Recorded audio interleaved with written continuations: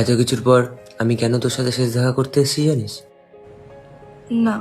তুই আমার জীবনে এমন একটা মানুষ যে আমায় হাসিয়েছে, সারা জীবন মনে রাখার মতো কিছু মুহূর্ত দিয়েছে, আবার কাঁদিয়েওছে। কি বলতে চাইছিস তুই? I know I am a cheater. আমি তোকে একবারও সেটা বলিনি। আমি এটাই বলছি যে এত কিছুর পরেও এই ছেলেটা এখনো তোকে পাগলের মতো ভালোবাসে। আচ্ছা শোন, আবারও যদি বছর 20 পরও সিঙ্গেল থাকিস, আমি আবারও ট্রাই করব। আজ আসি, ভালো থাকিস। ছেড়ে যেও না, ছেড়ে